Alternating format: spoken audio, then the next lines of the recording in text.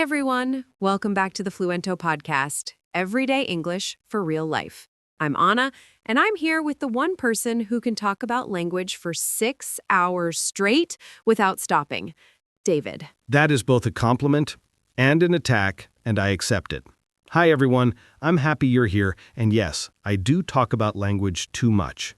But today is special. Yes, today's topic is something you've all asked about, something that every learner struggles with, something that feels like a big, heavy wall you can't climb.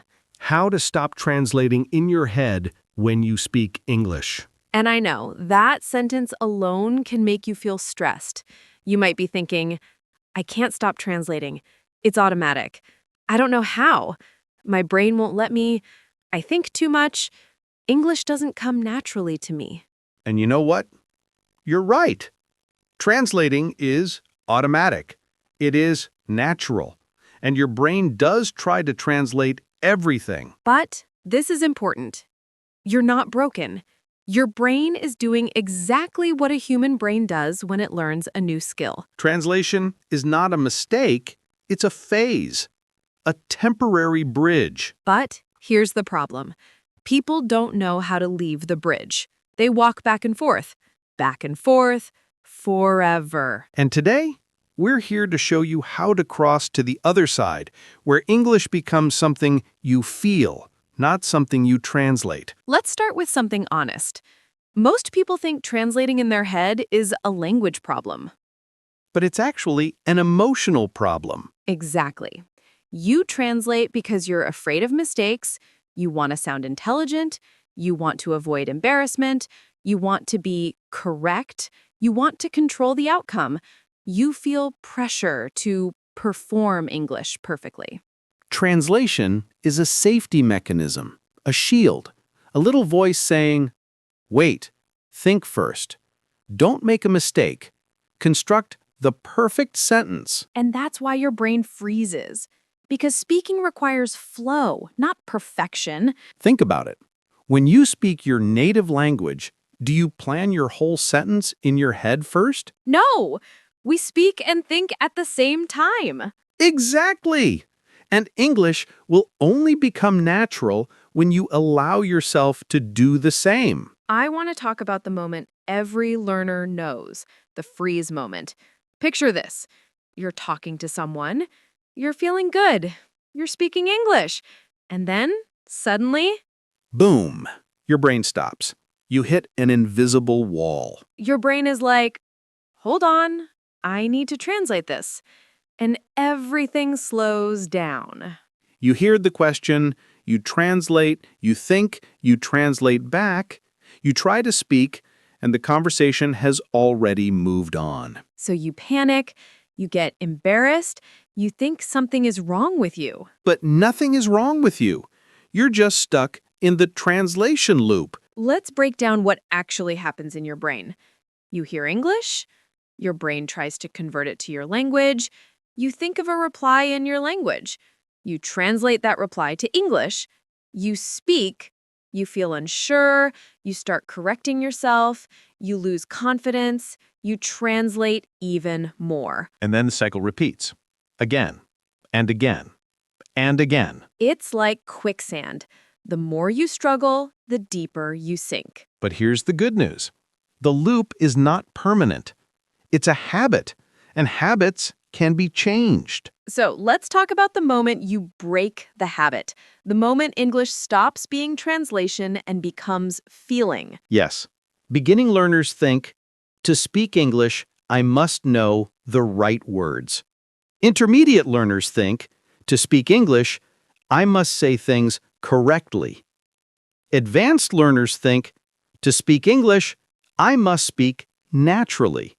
But fluent speakers think, I just express myself. No translating, no controlling, no perfect grammar, just expressing ideas. That is the shift we want for you, the shift from translation to feeling. Because language is emotion, tone, context, connection, not perfect grammar. Let's start with the first technique, the most important, the foundation of everything. Idea first. This is huge. Most learners think the opposite. They think language first, idea second. What's the correct sentence? What's the grammar rule? Wrong order. If you want to stop translating, you have to think in this order. Idea. Simple English sentence. That's it. Nothing more. And let's do an example. Imagine you want to say, the situation was extremely unexpected, but surprisingly pleasant. A translating brain will try to build that exact sentence and panic. But an idea-first brain says, it was a nice surprise. Boom, done, clear, natural. And the best part? Natives speak like this too. This one saves lives. Okay, maybe not lives, but definitely conversations. Just say one simple sentence first. Then add more, slowly. And baby steps are fluent. Big jumps are stressful. And this one is tough love. Do not correct yourself after speaking. Do not restart the sentence.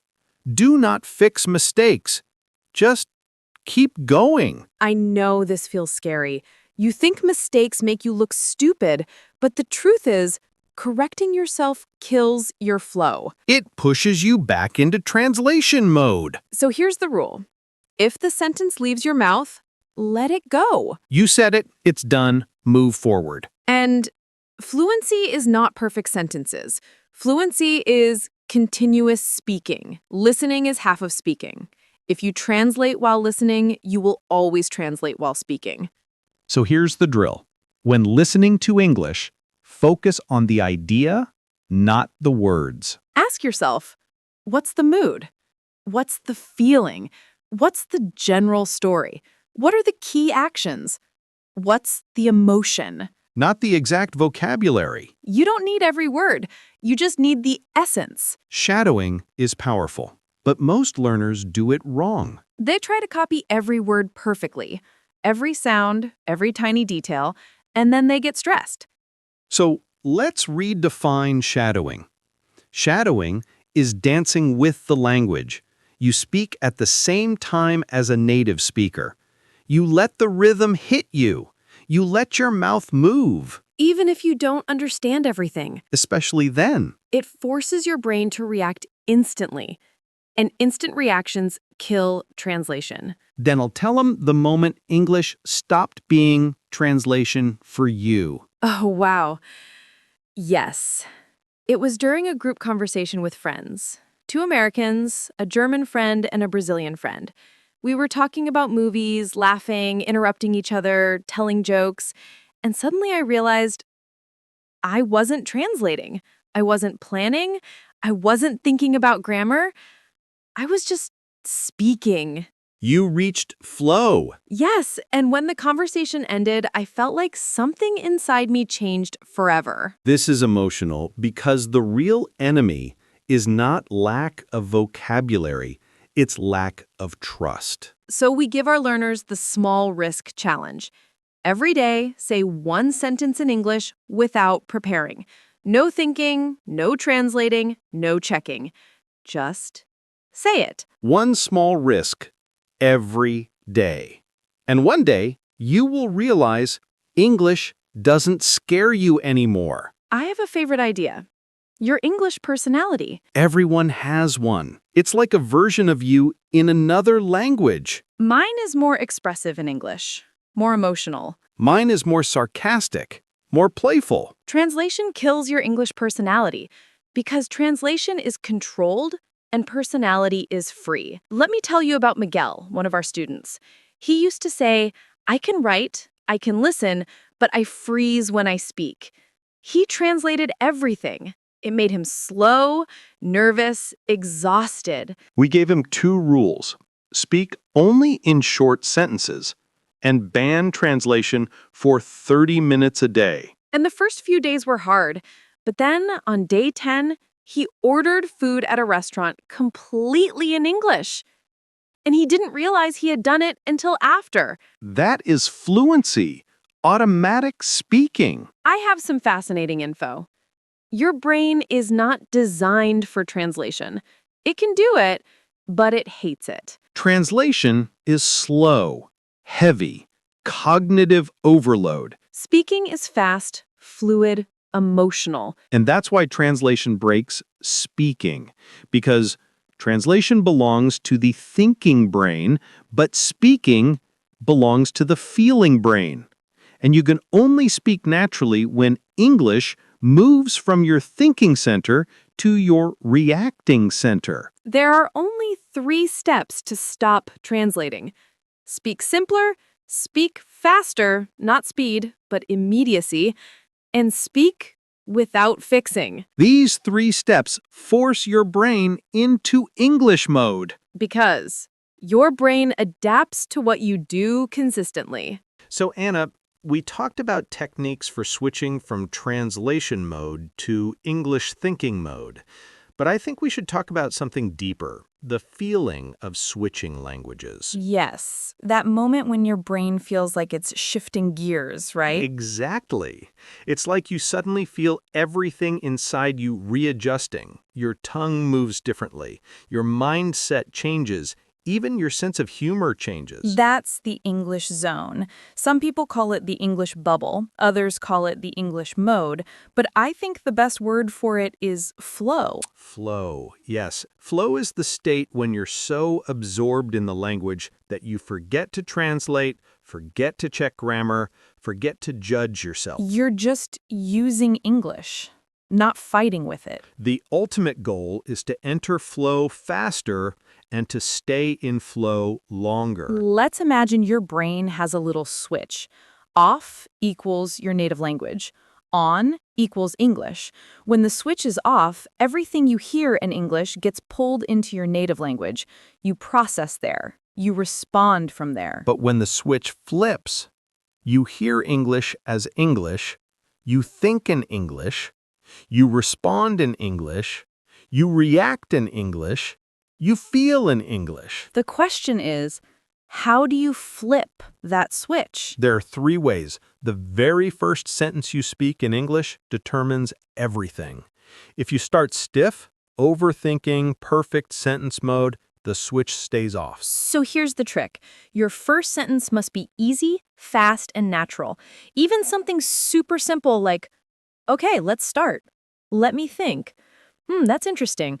Right, so yeah, I get it. These micro phrases push your brain directly into English mode. It's funny, people think fluency starts with a long, complex sentence. But no, it starts with a tiny one. Have you ever noticed that the first few minutes of speaking English feel harder? Yes, people think it's a language problem. No, it's a muscle problem. Your mouth literally wakes up.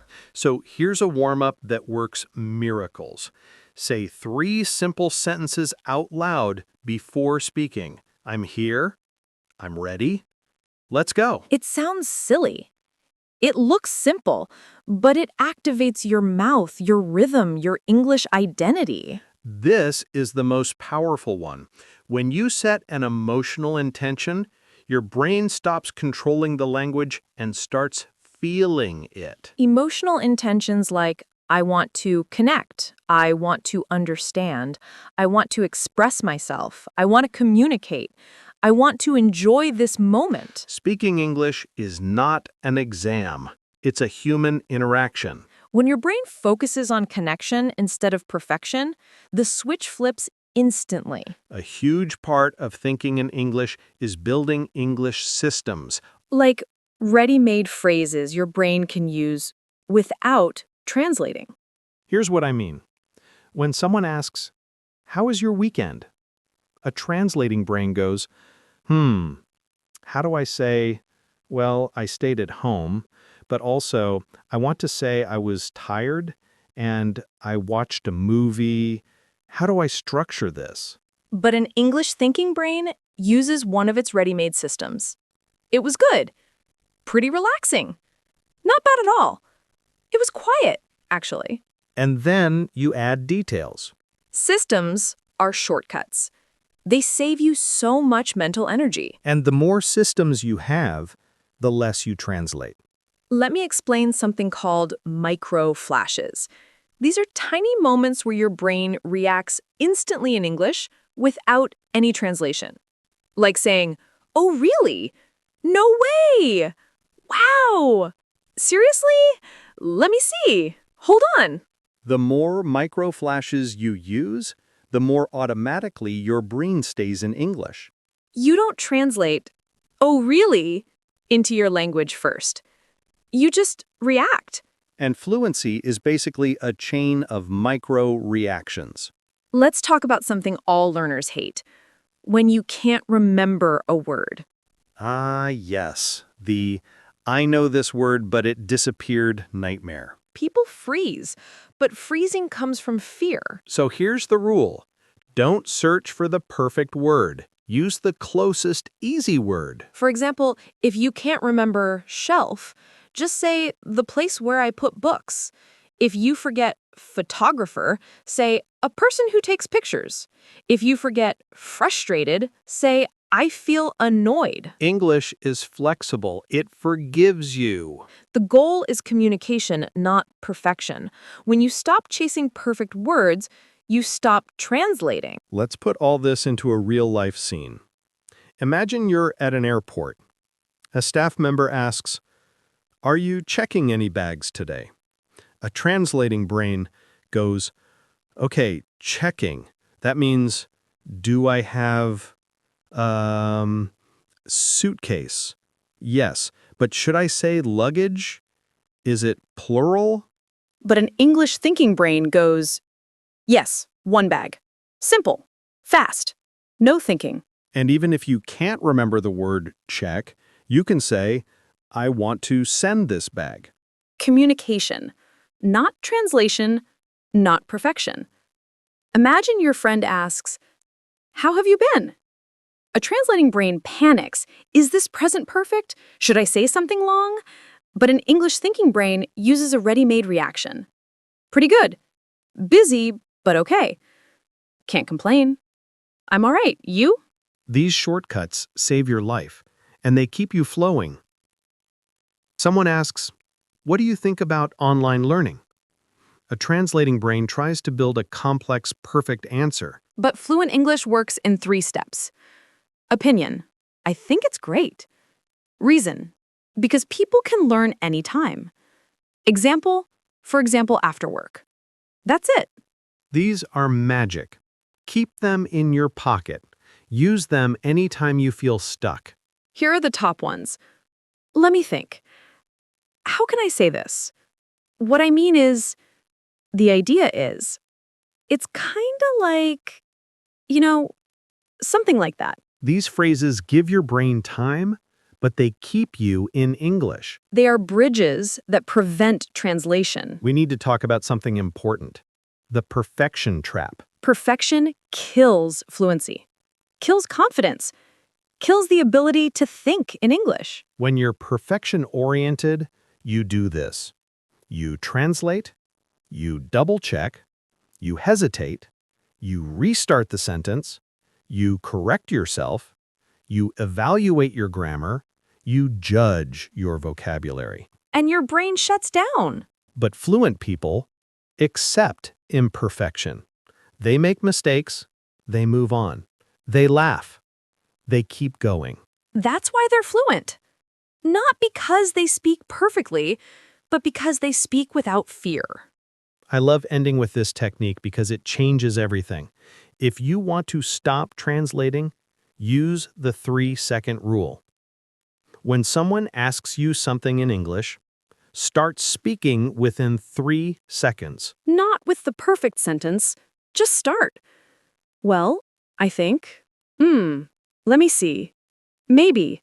Anything. The moment you start speaking, your brain shifts into English mode. The longer you wait, the more you translate. Let's wrap this up like we always do, the Fluento Review, the core ideas you can take with you. Stop translating by using simple sentences, reacting quickly, letting mistakes happen, thinking ideas, not words, practicing micro-flashes, using ready-made systems, entering flow, relaxing your emotional habits, trusting your English personality. And most importantly, speaking without fear. Fluency comes from freedom, not perfection. To everyone listening, you are doing amazing. Learning to think in English is not easy. It takes time, courage, and patience. But you're not alone. We're with you every step of the way. And your English thinking will grow day by day as long as you keep practicing. Start small, start simple, start today. And we'll see you in the next episode. Take care, everyone. Bye for now.